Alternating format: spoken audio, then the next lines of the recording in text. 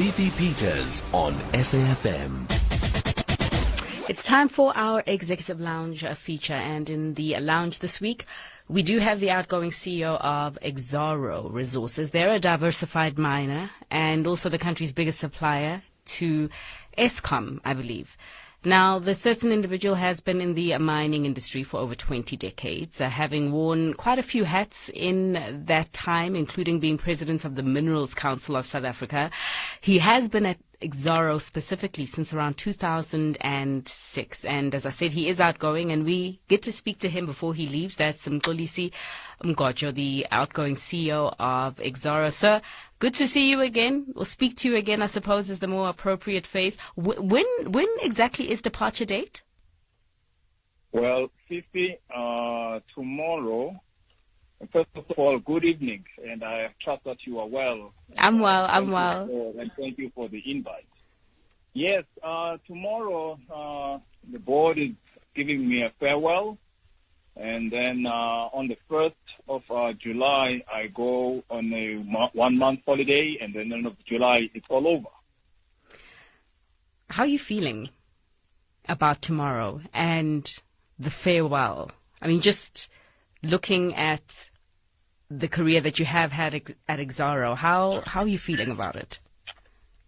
Well, for me, it goes before even Exxaro, because I was very fortunate to have been invited by Ubaba Nkosi to be part of a team that established Mxolisi Mgojo back in 2001. So this journey has been a journey that really started in 1998 when we were bidding for the assets. And so Exxaro is in my blood. I don't think Exxaro will ever get out of my blood.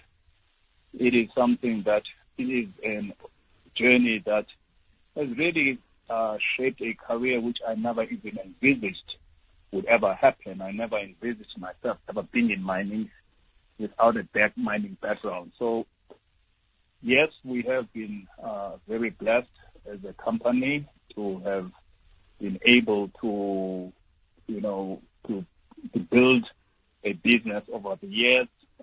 We had Dr. Pokonia, who started at the beginning as the new CEO when Exxaro was created as a result of the merger of Mxolisi and then Kumba non-iron ore assets coming together. And shortly after, Ubaba Nkosi taking over the reins for many years, up until the time that I took over from him in 2016. So, having run various portfolios, base metals and industrial minerals, coal, and of course now we're even more diversified, also having wind farms.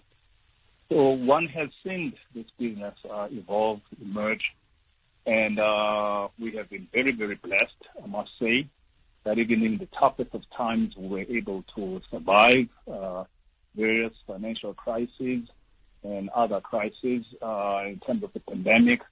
But we just continued going from strength to strength. So really, one can only attest to the type of organization that we have, the type of people that we have, the type of culture that we have inculcated within the organization, and really always looking at how we continue reinventing ourselves, looking at how we use technology as a way to differentiate ourselves and change our business models. Mm-hmm. So I live having been part of that journey with many others who have supported that journey. So it's really not only about the CEO, but it's a collective. It's how the collective come together, being aligned around a particular purpose and a vision and a strategy towards achieving that, and then allowing the people to be the best that they can be and allow them to take you and create the success of where we are today. But so on yes, a personal level, you mentioned the fact that, there has been a lot of tough times in your journey. And I want to know personally, what was the toughest time in your career and how did you bounce back from it?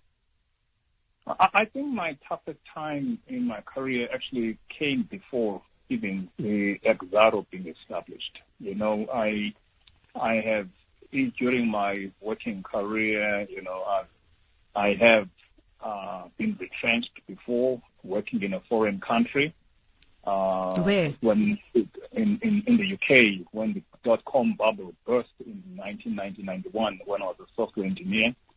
So I was part of the retrenchment programs that were happening in terms of companies trying to survive then.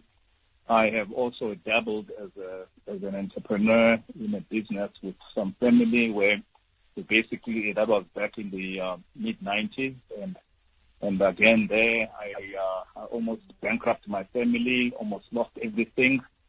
But so before I even met Babu Nkosi, one had really gone through that, through those very, very difficult and very, very painful parts of one's journey, where you're not even quite sure whether the next month you will still have a home and how you're going to feed your family.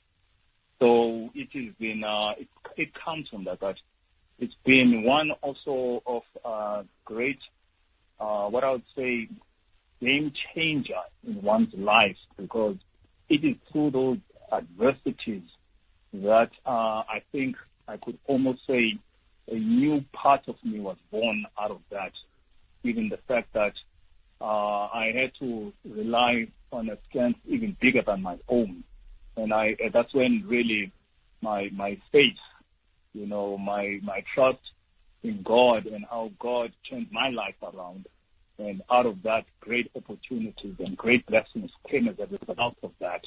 Were a real game changer. It came from those very, very difficult moments when you were in pain, crying by yourself at night, and really even my own way that I met Babu Nkosi, because Babu Nkosi, I was introduced to him by a mutual acquaintance, and I had never seen Babu Nkosi when I was introduced to him. I didn't know him.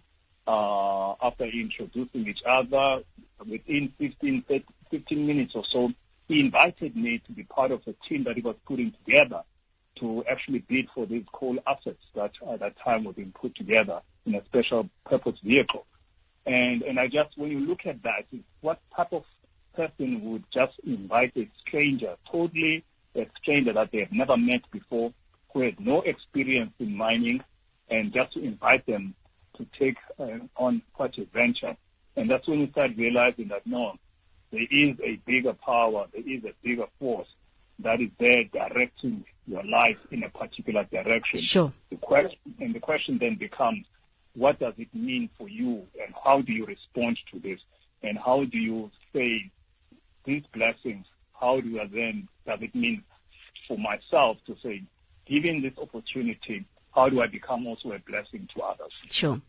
So you've mentioned Babu Nkosi around 8 times in the last 6 minutes.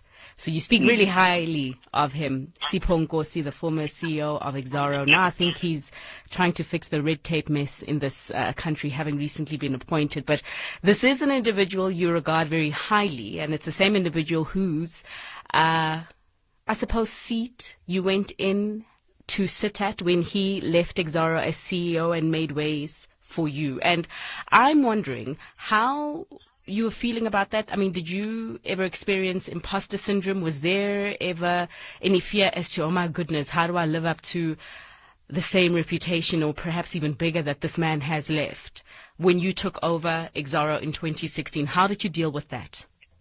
Well, I think we just go a few years before that, in the conversation that I had with Babu Nkosi, where I was really admiring him as a leader, as an individual. And I basically said to him, I don't think I could be able to do what you do. I don't think I could ever be a CEO. And his response was that, you have no understanding of what God can actually do with you. You are more than what you think of yourself. You can become a CEO one day. Now that in itself was a really good confirmation for myself, but it was also created a very scary moment that if this can be what he sees in me, would I ever even be able to rise up to that occasion? I think also a very important thing that Babu Mgojo said to me was that just be who you are. Just be who you are. Don't try to be anybody else but who you are. And out of that, you will find yourself, you will find your strength. And fortunately, Babu Mgojo and I and Dr. Martin, we used to spend a lot of time praying for this organization, praying for its people, praying for wisdom. And he basically said, just continue doing that and remaining humble, and you will see the direction. You will be shown the direction.